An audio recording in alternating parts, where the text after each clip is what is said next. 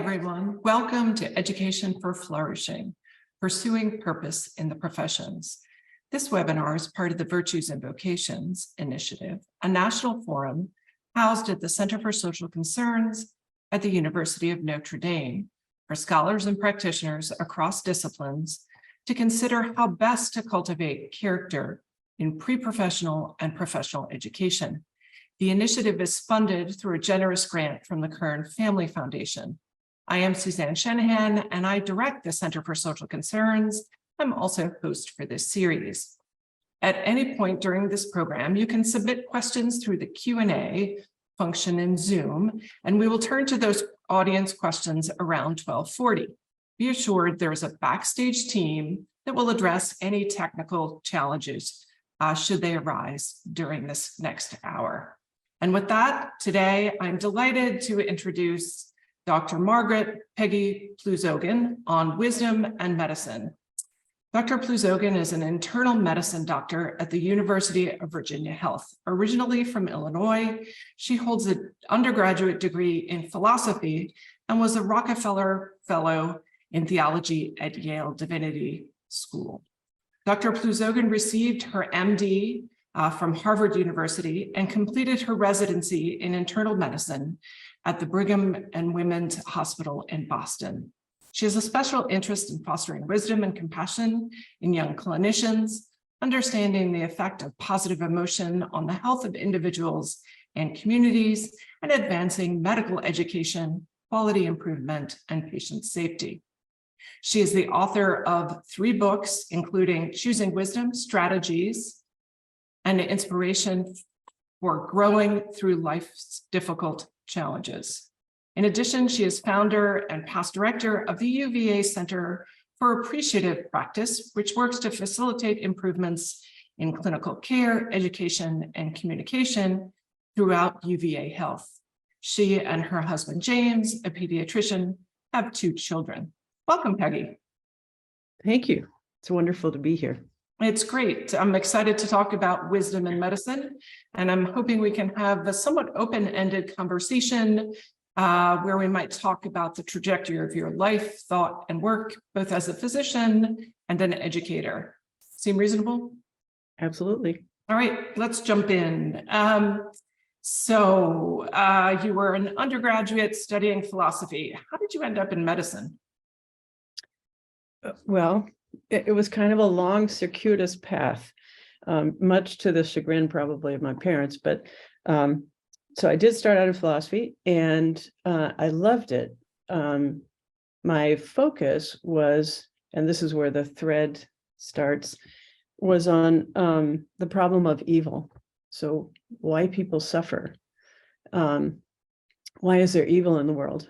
And you know, what I remember, I was at the College of Worcester, which has a senior thesis project, which I think is such a wonderful thing for any educational institution. It really engages a student at a much deeper level. And out of that thesis, I came away with, first of all, I'm not going to solve the problem of evil. That was humbling. But secondly, you know, if you really want to understand suffering, the thing to do is pay attention to the sufferer.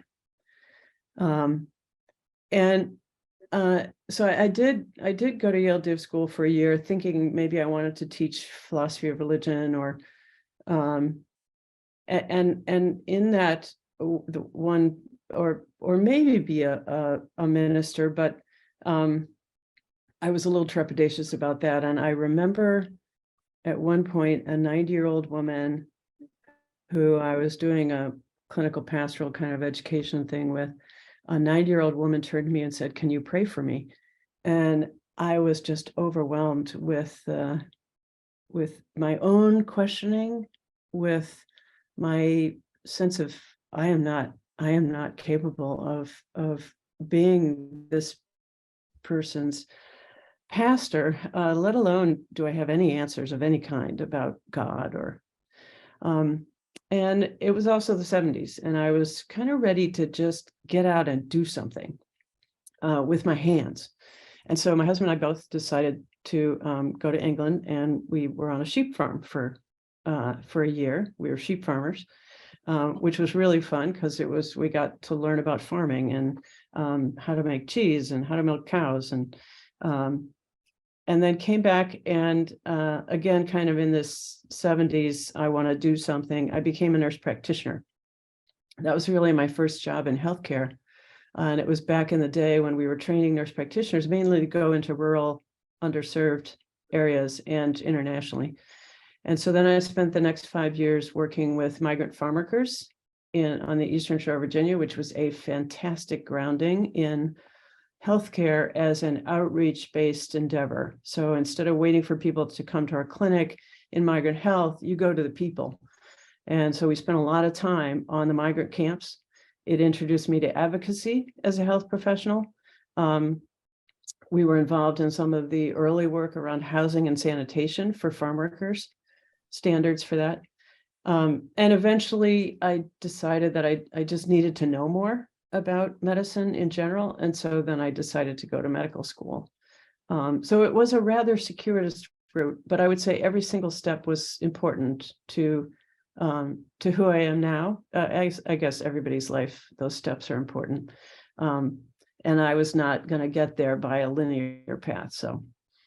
Yeah, that certainly is a circuitous path from Yale Divinity School to sheep farming to nurse practitioner working with migrant workers.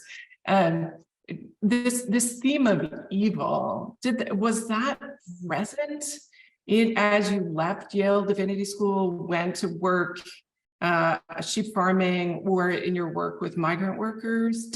Or the broader question of human suffering, was that always part of it? I think so. Mm-hmm. Yes, I think so. I was always drawn to, of course, then I became drawn to how do I ease suffering? But in that whole process, understanding more about why and how people suffer and how to help people in that circumstance just kind of became a theme. Of my life up until now. And that actually is what brought me into wisdom. So before we jump into wisdom, I thought it interesting. You described this story of this older woman who asks if you can pray for her.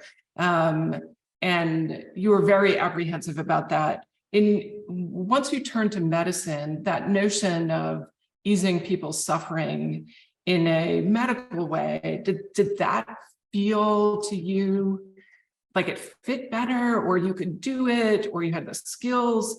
What was that pivot in your mind? Because I can see them having a relationship. Yes. And it's interesting because I think it's grown, right? So when I was first in healthcare, now I had tangible skills.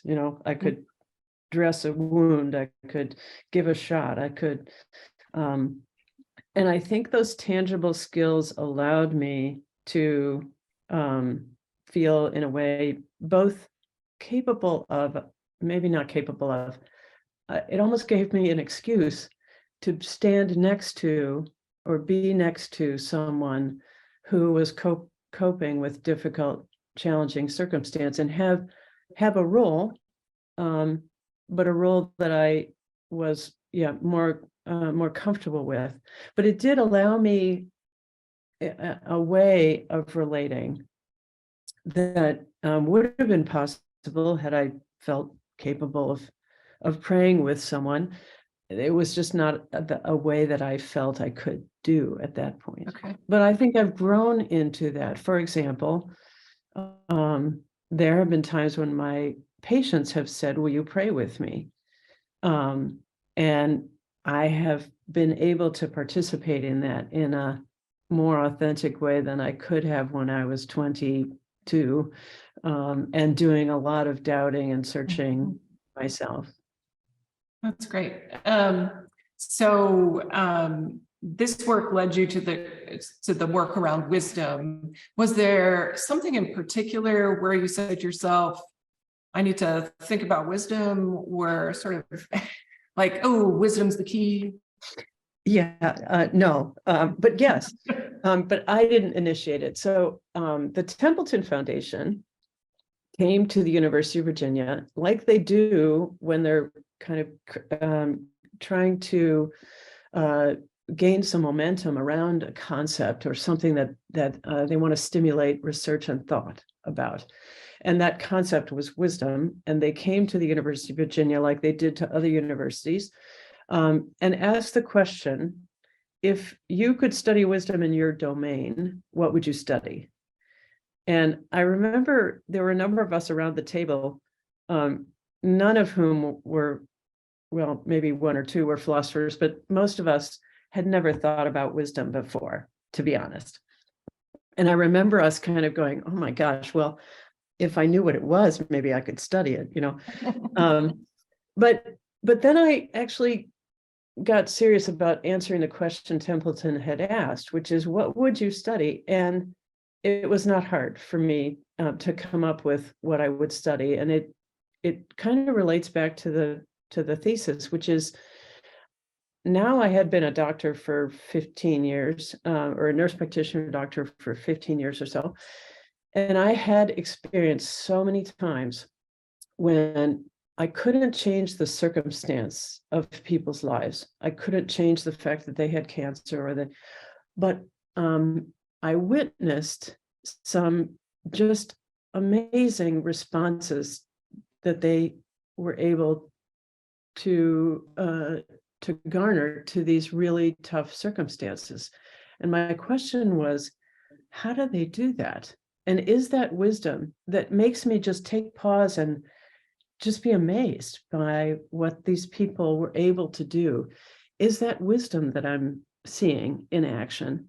And if so, how do I help people to have that kind of response to the circumstances that they face in life? As a doctor, in addition to trying to cure them, how can I help them have the best possible chance of a positive response to whatever it is they're going through? So yeah, that's how I got into wisdom. So I've seen in other presentations you've done, and one talking about this early Templeton project, you have that really famous Churchill quote, which is, if you're going through hell, keep going. Keep going. Keep going. Yeah. And you've also said with wisdom, it's like love. You know it, right? You know it when you see it, or you know when you feel it. But could you describe those characteristics that you saw as part of wisdom? What is it about that you notice when someone is going through something extraordinary that has this wisdom? Can you articulate what that looks like? Oh, yeah. Well, I can do it better now. And, that's because I've been thinking about this for a long time and trying to put words to, if someone asks you what is love, you'd kind of struggle for a little bit, even though you know exactly what it is. Mm-hmm. So one of the people who helped me give words to it was Monica Ardelt. She's a wisdom researcher who has actually studied the characteristics of wise people as nominated by others. And she kind of breaks it into three components. This capacity for reflecting on one's own experience, this capacity, so the reflective capacity, the ability to see things from many perspectives, to kind of rise above yourself. So people who are suffering and who kind of blow you away with their wisdom, they're kind of able to see you, so see me, the non-sufferer, in a particular way because of their own experiences. They have this capacity to see the world from so many different perspectives and to see another in a really beautiful way.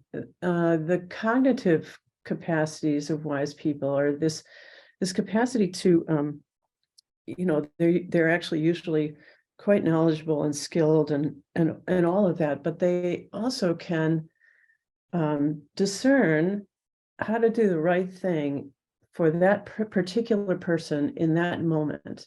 And some of that has to do with their capacity to see things from the other's perspective, but also it's this capacity to see the bigger picture, to see the deeper meaning of what's going on. Lots of people who I ask people to think about a wise person very often when I start a talk, and that wise person might be a grandmother, it might be a teacher, and they'll often say that one of the characteristics that brought that person to mind is their capacity to see what's important to the other. So if I'm the granddaughter, it's my grandmother's capacity to see what's really important to me, even when I can't see it, that they can bring that out of me. They know they're humble. And partly it's their life circumstance that has created that capacity for humility. They have faced things that they cannot change. And that creates this capacity for humility that I think many of us who walk around in the world thinking we're all in charge of everything, we forget. And then this enormous capacity for compassion, that people who have moved through really challenging circumstances have this deep compassion for others who are facing challenges that comes from the school of hard knocks in some ways. So yeah, that's how I can now talk about wisdom, but that is what I was seeing in people who had moved through really difficult circumstances. Do you think that as you describe this, I'm thinking about so my work with students, for example. So I do a lot of work with displaced persons, persons who've been human trafficked, or refugees. And I work a lot with life story interviews, having students do the interviews. And I always try to select on what I think of as wisdom, because I think it takes an extraordinary kind of human to be able to do those kinds of interviews in a way that's empathetic, compassionate, and has a sense of humility. But it's sort of a radical empathy in that they can understand another person's circumstance, but know the limits of that understanding because they haven't experienced it. And so I think very much when I work with students, I think in those terms. Do you think that individuals must have experienced something challenging in their own life to get to that ability, to that position, to that empathy, compassion, and humility? Or can you learn those things without it? Well, that's a great question. And I remember early on in my work around wisdom and adversity and the connection between wisdom and adversity. I think that adversity is a particularly powerful teacher of wisdom. And I think most wisdom researchers have recognized that it is a particularly rich experience to get in which we gain wisdom. However, it's not essential. And I think part of, when I talk about the skills and the practices that can help people develop wisdom through experience, it can be lots of different kinds of experience. It doesn't have to be severe adversity, but the skills of listening closely, of reflecting on that experience, of having an openness, cultivating an openness to that experience, that I think is exactly what you're talking about when people are doing these interviews. When I'm teaching students who are working with patients, that every patient encounter is an opportunity for them to deeply listen to what this patient is going through. And each of those then becomes an opportunity for wisdom gained, I think. What we don't do enough of is allow students or residents in medicine, or even practicing clinicians or people, what we don't do enough is help them reflect. I used to talk about my own medical training as feeling like I was a trash compactor, that all of this experience was just coming in and getting squished down for me to deal with sometime in the future. But I think helping people along the way to reflect on those experiences is in part how we can help them with wisdom gained. When you think about your work with either students or folks who are practicing in the field, what does that look like in practice? Are there examples you might give of strategies or conversations? Because I imagine lots of people experience medical education the way you did, as a trash compactor. And this may be a different approach that may be more challenging than getting compacted. Yeah. So yes, along the way, I've come to feel that there really are, first of all, I think intentionality is important. So I think naming what we're trying to foster is important. And then I think there are a few components to helping students or residents or practicing clinicians or faculty to gain wisdom from experience. The first is fostering a set of practices that allows human beings, I think, to engage with their experience in a different way. And I'm talking about practices like gratitude, mindfulness, perspective taking, practicing compassion. These are kind of like exercise. These are things that the more you do it, the more capable you're going to be when you have an even more challenging experience to integrate.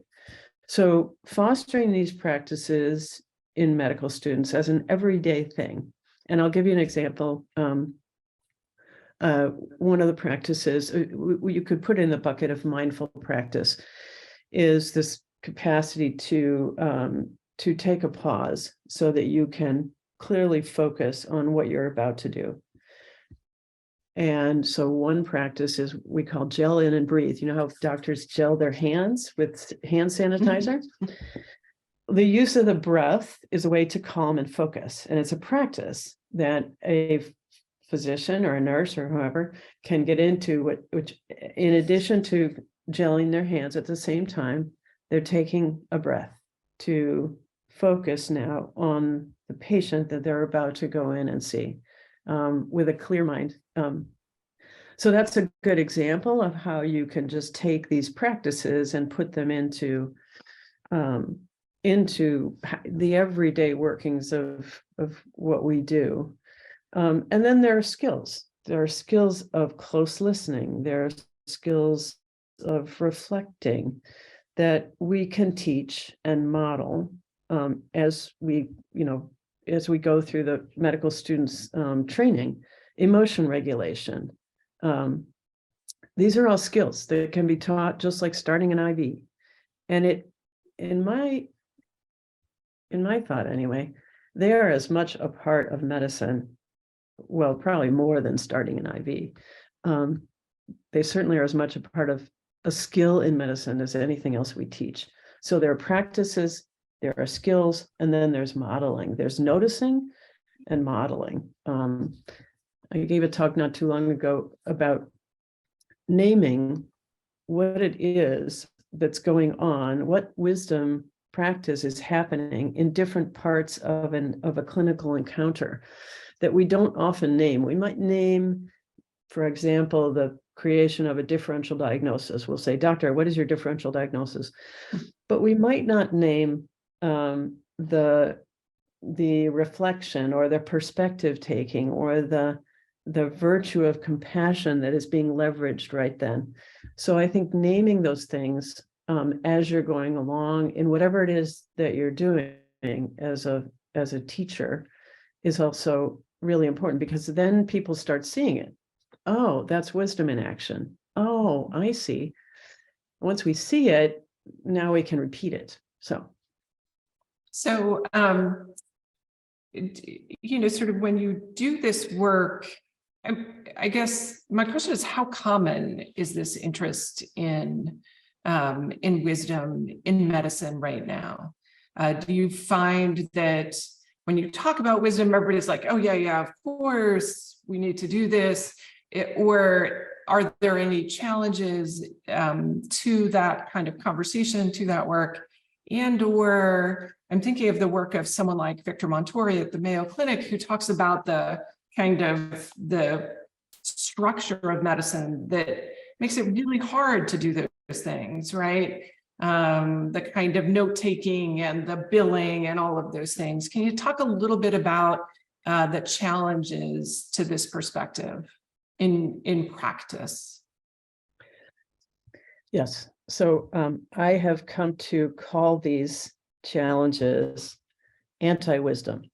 So there are anti-wisdom practices and structures that exist in medicine. And the reason I call them anti-wisdom is because I want to make it really clear why I am objecting to these, because they have a very profound effect on whether we can act wisely or not in what we're doing in medicine. And one of them, probably the most fundamental, is time.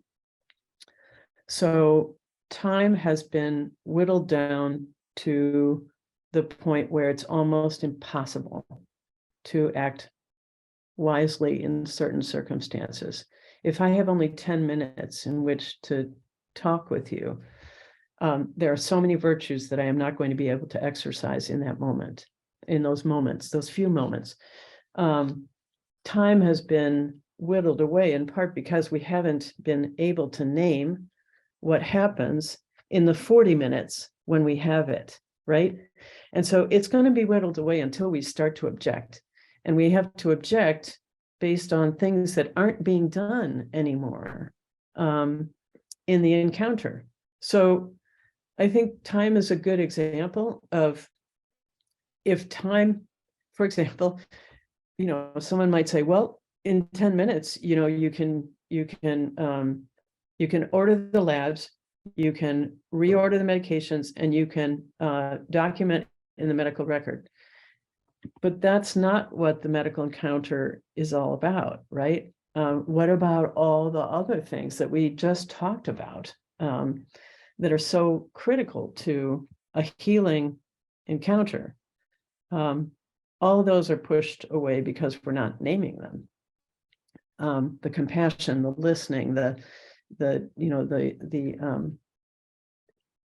reflection that helps people manage through their experience of illness.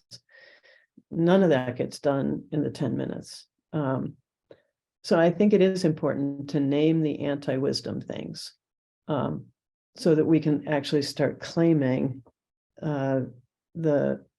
what is necessary in order to make those happen.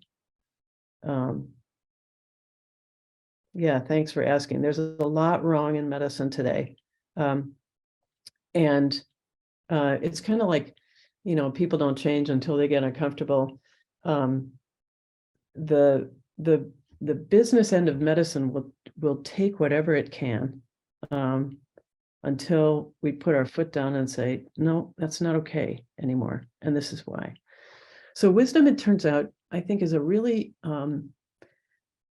part of why I got really excited when I started understanding more about what wisdom is because some of the other virtues, like compassion, let's say, had been relegated to a sidecar in medicine, right? I don't know if you've ever heard someone say, well, I don't care if they're a jerk, as long as they can do the procedure. Well, why should a patient have to choose? It's all medicine. It's all what you should expect from a clinical encounter. You should expect compassion. You should expect, outstanding communication. You should expect a relationship that is trustworthy, and you should expect a skilled procedure and a high level of knowledge. And all of those are encompassed by wisdom, right? Really what you want is a wise clinician. So it brings it all together in a way that doesn't allow compassion to be regulated to the sidecar. Great.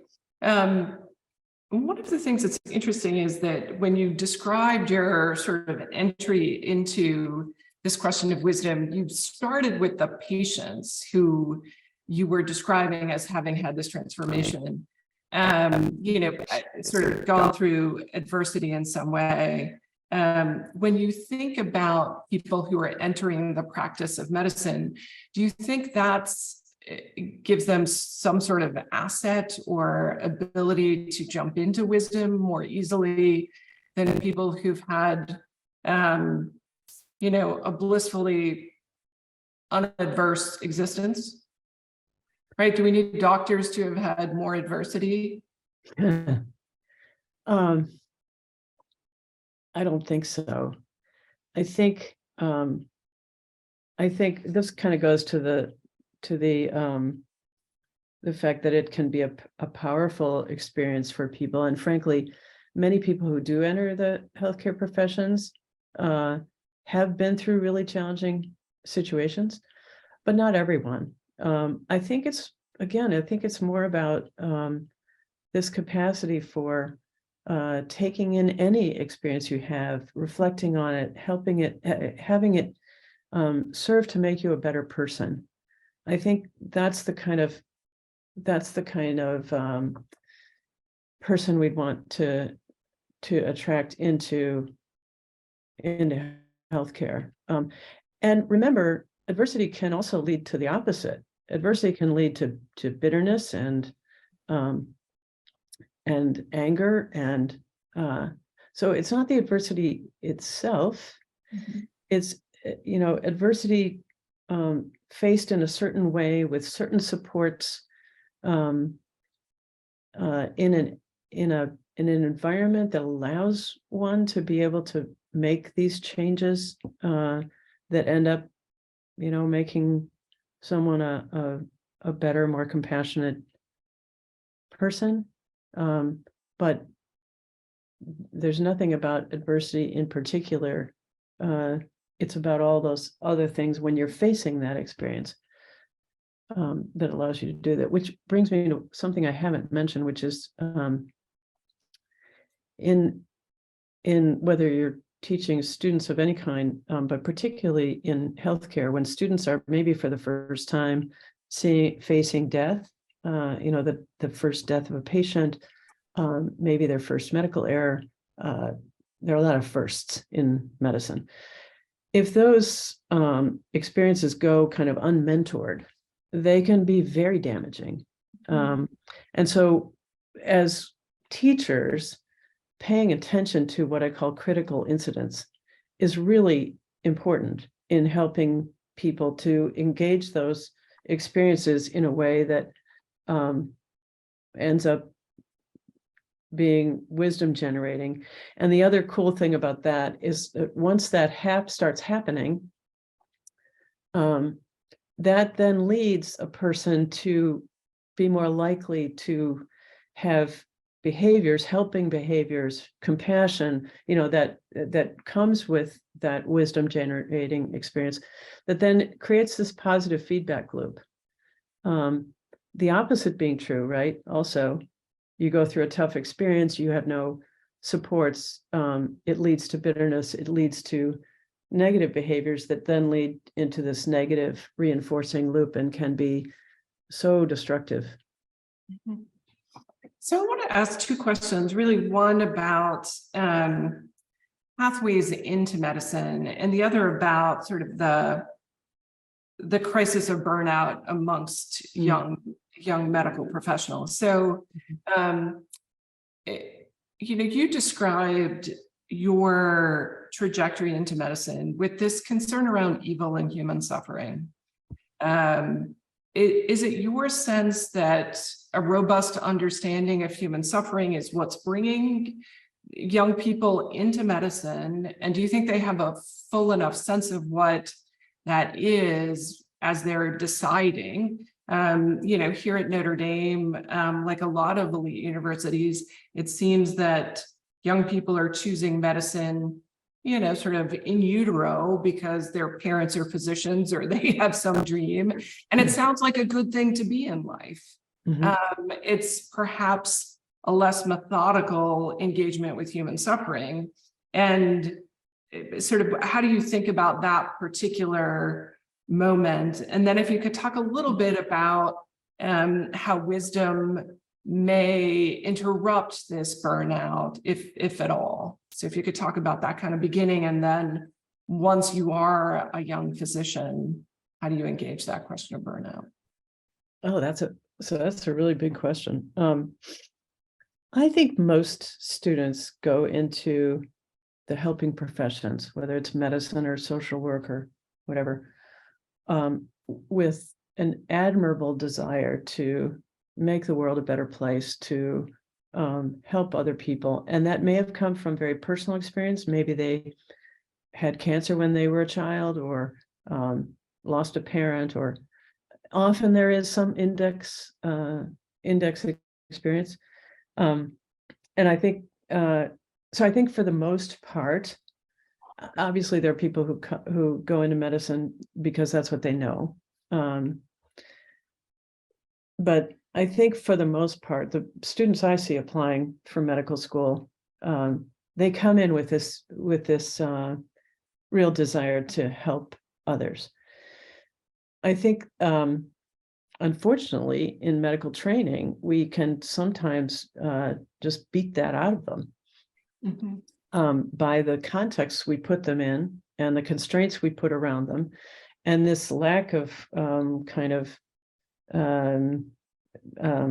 mentoring in these in wisdom generating ways, and so instead they get on this path to burnout. And as well as I do, how burnout is a real issue in the health professions, and I think that is in part because of these anti-wisdom things going on in medicine. I have great hope that that will change. I think there's a huge desire for change in medicine and the way medicine is practiced, that I am really hoping will be able to solve this problem of burnout, which has much more to do with the context in which people are trying to do their work than it does with the people doing the work. So I think what we're seeing in the current national network and these other networks that are starting to talk about character and virtue, and I think this is representative of the desire to make the professions more engaging in what brought people into medicine to begin with. Great, thank you. I want to pivot a little bit and talk about something. Your husband has been recently, or not that recently, diagnosed with ALS. And you've engaged with his journey rather publicly. I wonder if you could talk about how you think about it, that situation in the context of your own work and in thinking about wisdom. Yeah, thank you for asking. So Jim was diagnosed a little over a year ago now with ALS, and it's for those of you who aren't familiar with it, ALS is a degenerative neuromuscular disorder that is universally fatal. It's one of those, well, it is the one illness that all doctors fear, because it's pretty brutal. It was a very hard first few weeks, I have to say. Coming to terms with an experience that there, on the surface, it seemed there was very little hope. I was just listening to Michael Lamb actually talk about the difference between hope and optimism. And one of the things he talks about is that hope it generates action, or it implies action. Optimism is thinking things are going to be good, and there wasn't much optimism with ALS. But what we learned really quickly from the ALS community is that there is a lot of hope. And part of what helped us as a family, I'm blessed to have this amazing husband and two amazing children, and then a huge, amazing extended family. Part of what engaged our hope was this capacity to do something, to get active.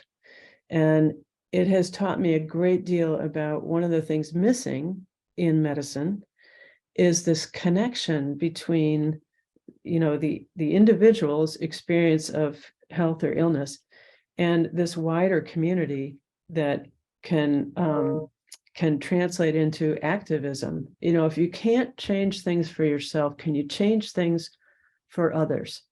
Can you make the world a better place? One of the things that is key in a wisdom generating response to challenging circumstances is to be able to try and make things better. So that, that activism, that advocacy, the ALS community is full of these just amazing advocates. These are people who have lost loved ones. These are people who are going through ALS right now, and they have engaged in hope that is just so inspiring. So our family is right in there with all these other folks who are trying to make a difference. And that has really helped us. We've created the Hummingbird Fund. Jim has a blog called Offering Kindness that I think a lot of people would enjoy reading. We're very active in IMALS, which is a national organization that is very inspiring. The other take home from this ALS experience has been the power of patients, families, and clinicians coming together. So, traditionally the doctor has all the answers and, tells the patient. Well, it turns out that's hardly ever true. There's so much ambiguity in medicine. And if a clinician can truly partner with a patient and family to understand their experience better, but also you're just better problem solvers together than you are separate. And so the power of patients and families having an active voice and being true partners in advancing their health or coping with their illness is another lesson that we've learned very personally in this whole experience, is the power of the voice of the patient and the family. In the post, I read you talking about the notion of purpose and how you described your family as always having a strong sense of purpose. And at the beginning, when you narrated sort of the trajectory of your work, it's clear. How do you think about purpose and wisdom, or wisdom and hope coming together? Are those important sidecars, as you would say? Are they integral elements to wisdom? Oh, I think they're absolutely integral elements to wisdom. Inseparable, absolutely inseparable. And again, this recent experience has convinced me even more that we don't pay enough attention to that in medicine. We tend to isolate the experience of illness or the potential for health, and forget to ask, what is it that gives you joy? Why are you here on this earth? That kind of thing, which no matter what is wrong with you, there is a deeper meaning. There is a purpose to one's life, and often that purpose becomes even more central when you're dealing with an experience like ALS or some other experience where you really can't change the course so much of the illness itself. So encouraging clinicians and teachers, frankly, any kind of teacher, to engage in the deeper purpose and meaning of a student's life or a trainee's life or a patient's life is, I think, key to helping them move through and integrate these experiences in a wisdom generating way. Great. In offering kindness, your husband, Jim, talks a lot about his faith. How does faith intersect with your thinking on wisdom? So I forget who wrote this poem about the thread, but there's this thread that runs through one's life. And whether you call it the purpose, whether you call it, the deeper meaning of your life, I think that some people might put it as a moral context, but others would put it as a faith context. That thread that runs through your whole life is kind of how our faith has been for us. And I'll speak for myself, but Jim talks about it a lot. It's that, it's that that central, gives you that central purpose. And it has taken many different forms. I think we've been every single denomination that one can be, except maybe Catholic. And so for me, it doesn't take a particular form of organized religion, although right now we are happy Episcopalians. It's a deeper thing that has to do with, why are we here on this earth? And it's the kind of thing that you reach for when you're feeling like lost. It's that thread. Great, thank you. I want to turn to the audience questions, so we get a couple in. It says, I really liked your question. What is love? In typical encounters with patients, how can doctors express love for those under their care? Oh, what a great question. I'm just so glad someone is asking that question, because we do love our patients. And that's partly our antidote to burnout, is that love that we have for our patients. How we give language to that is, well, first of all, I would say that for a long time we prohibited any language about virtues, period, let alone love, right? So there were all kinds of things that we just didn't name. And one of those is love, kindness, those kinds of things we just don't talk about in the hard science of medicine. I think that anyone in an authentic doctor-patient, nurse-patient relationship kind of knows intuitively how that can be expressed. It comes from the patient, really. One of the things I will say is that although love of our patients is an antidote to burnout, you're never not the doctor or the nurse in a relationship with a patient. You're not a friend, you're not a, you're always in that role of the doctor. And so finding the language and the actions that are appropriate to that role is always important. That is where self-reflection comes in. You need to know your space and yourself and what it is that person needs at this moment, so that your own needs don't come into that space. So I think there is this really delicate, wonderful dance that matures over time as you become a clinician. It's one of the things that we mentor in medicine, by just getting people to talk about, what does that feel like? How do you know what you're what your needs are, and how do you balance those when you're in a relationship, in a therapeutic relationship with a patient. That's great. The next one addresses more of the hard science of medicine. What would you say to young people who would like to work in medicine, but struggle with the math and chemistry prereqs that medical schools want to see in your application? Yeah, sort of like you're describing medicine in one way, and then there is the math and the science of it. I would say soldier on. I would say, Churchill. all right. I will give you an inspiring story that inspired me. About a week ago, I was at a PhD defense of a basic science PhD, and they were talking about cellular mechanisms.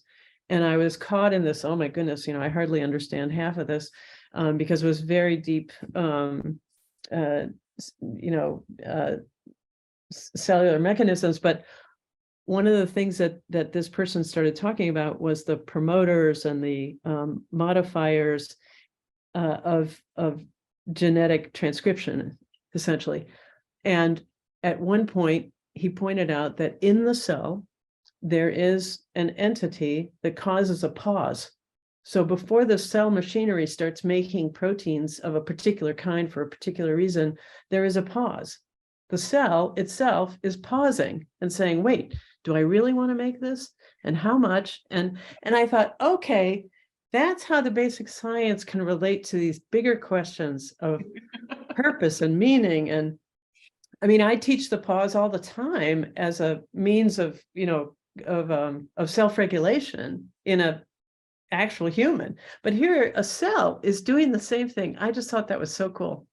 That's great. I love that. Next question. Is there a relationship between empathy, accompanying a patient through a difficult diagnosis, and burnout? Does that prompt burnout? So there's a lot of really interesting research going on about empathy versus compassion and burnout. And so empathy by itself, probably. In other words, empathy is kind of on the pathway to compassion in the brain science of it. Empathy being, I can feel your pain. Actually, empathy does kind of stimulate the pain centers of our own brains. If left there, you can imagine how that could lead to suffering and burnout in the clinician. But if you move as far as compassion being that desire to help, that being with, which is in itself a helping behavior, that actually stimulates the reward centers of the brain. So it's almost like if you can take it far enough, then being with someone who is suffering does not lead to burnout. In fact, quite the opposite. Being with someone in a meaningful way who is suffering, yes, it's hard, but it also is kind of why we're here. It is our purpose. And so it's I think preventive in a way. I love that explanation. Yeah, it's interesting. I've never heard that before. That's extraordinary. Next question. You talked about your faith is a common thread that has given you meaning throughout your life. Is your emphasis on the virtues informed by your faith as well? Oh, yes, I would say it is. I don't see them as separate. In fact, no, I don't. It's part of the whole big ball of wax that helps me. When I ask the question, what is the right thing to do in this situation? Who am I in this particular circumstance? Was that wise what I did? That's a faith question as well as a philosophical question. Great. So just as we wrap up, I'm wondering sort of where are you taking your work next? Or what sort of is on your to-do list, if you will? A great question. I think on one part of it is helping and I don't know what form this is going to take, but as part of our ALS advocacy, I've become a pretty passionate advocate for patients and families uniting with clinicians to achieve the kind of change in healthcare that we need. We're better together. And so, for example, at UVA, we've stimulated the creation of a patient family advisory team to our ALS clinic. So this will be patients, families, and clinicians together working as a team to make care better. So I think that's one direction. And the other is to get even more granular about how we can foster wisdom in healthcare in general, getting more clear about what are these wisdom actions and what are the anti-wisdom pieces that need to be modified in order to kind of get what we all want, which is, great healthcare, compassionate healthcare. Great. And with that, I think we're going to wrap up today and just thank everybody who joined us for this hour. And thank you for this extraordinary conversation. It's just been a real treat to talk to you about wisdom and how that it has been infused in your life's work. So we really appreciate what you've shared with us today. Well, thank you for this opportunity. That's great. And for folks in the audience, please join us again on Monday, March 20th with Professor Karen Bolin on Education for Character, Why Practical Wisdom Matters. So we'll get to continue the conversation on wisdom. And thank you so much. I really appreciate it. And all the best to you in your important work. Thank you.